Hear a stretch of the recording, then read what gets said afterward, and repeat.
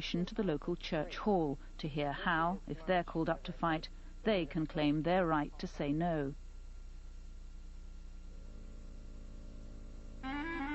For the Elofs, Mordecai Vanunu is the ultimate conscientious objector. When they first visited him in 1997, it was his 11th year in solitary confinement. And we waited, and they brought him in, and he looked like an old man. I didn't anticipate that. And he came up to us, and he put his fingers through the bars, through the cage, because it was a steel cage. And we were crying. We felt so awful to see him like this. Vanunu writes regularly. It's the only communication he's allowed with the outside world. But his letters take months to arrive, and they're always censored. Oh, and he says, don't feel so bad, we can bear another year. My lacked courage. The early letters that we got were totally cut out. I mean, you could pick it up. This isn't even an example, because they were cut out more than that. More than this. They use a highlighter, and then they bring it to Mordecai, and he has to cut out the things that they've highlighted. And one time, he said they weren't paying attention, and so he just put the pieces in the envelope. We got them, because we said, we got the pieces, we got the cutouts. And they're really not even significant. I think it's control, total control.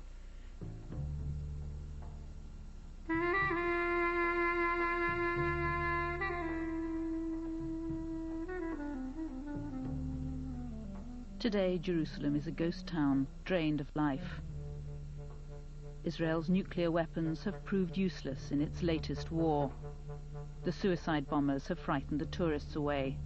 The economy's collapsed. Israelis have learnt to live with war. Every citizen gets a gas mask, is taught how to use it, and is expected to have it ready in case of attack.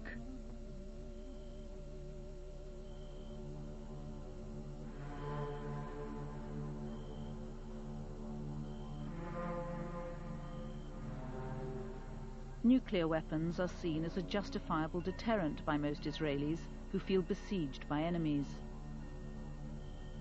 40 years ago, Uzi Evan, then a young scientist at Dimona, was in at the start of Israel's bomb. We were a very small country. We were surrounded by much, much larger, more populous states on borders that are almost impossible to defend. And the Holocaust was very much in our memory at that time. And we all realized that we have to do something to prevent the same scenario from happening again. So we were young crew, most of us were very young, very enthusiastic, working on something we believed is essential for our existence here, like building the final insurance policy that we will not be attacked or terminated. It was the young Shimon Peres back in the 50s who negotiated a secret deal with the French to buy a nuclear weapons reactor like theirs.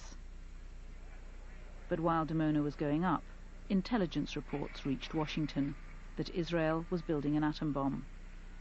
Despite claims that Dimona was for peaceful purposes only, Israel's leader Ben-Gurion was summoned to Washington. President Kennedy feared an arms race in the Middle East and demanded inspections. But when inspectors finally entered the plant in May 1961, they were tricked. They were shown a fake control room on the ground floor. They were unaware of the 6 floors below where the plutonium was made. Well, this was something of great pride and almost a legendary story in Dimona, according to Vanunu. When the Americans came, they were completely hoodwinked. All the entrances, including the lift shafts, were bricked up and plastered over, so it was impossible for anyone to find their way down to the lower floors. After Kennedy's assassination, the pressure on Israel was off. His successor, Lyndon Johnson, turned a blind eye. Then, in 1969, Israel's Golda Meir and Richard Nixon struck a deal renewed by every president to this day. Israel's nuclear program could continue as long as it was never made public. It's called nuclear ambiguity. The term nuclear ambiguity, in some ways it sounds very grand, but isn't it just a euphemism for deception?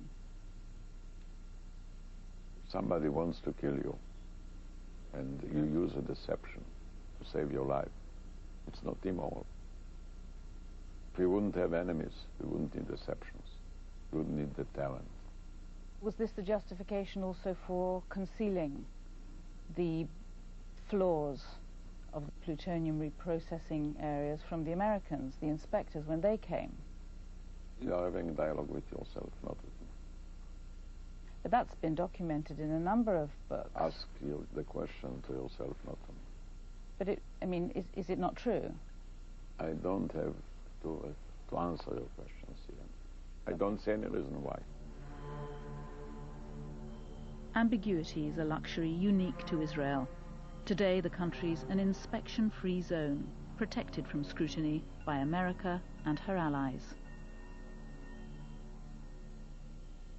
This is the place where Vanunu identifies as the separation plane, built mostly underground.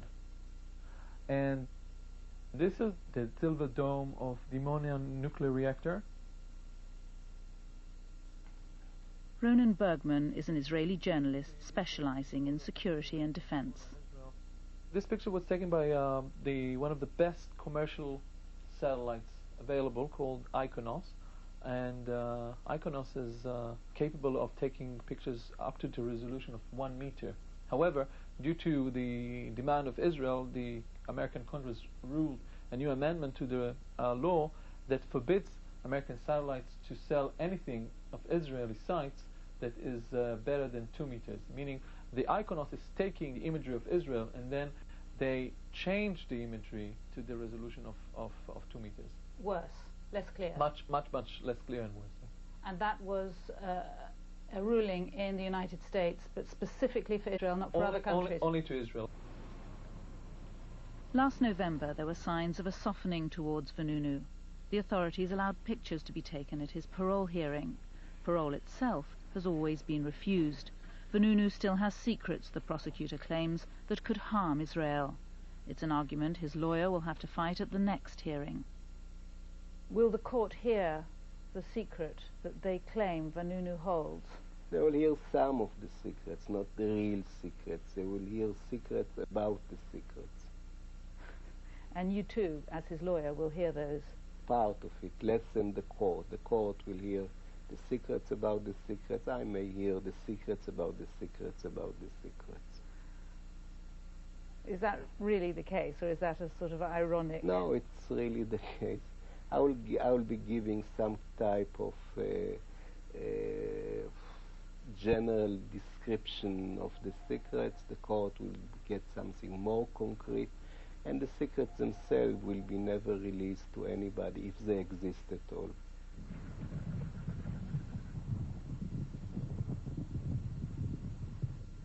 Nick and Mary Eloff have arrived in Israel. They hope to visit Vanunu in prison, but they haven't yet got permission. Hi. How are you? Oh gosh, any news? Not yet. Not good news. Not yet. Raina Moss is one of a small group of Israelis campaigning for Vanunu's release. She's been hassling the prison authorities for weeks to get Nick and Mary the necessary permissions. And he says he never got a fax. What she says now is that they have approval from one authority, but she's waiting for approval from a second authority. Do they clearly understand that our time limitation, that we're leaving on Friday?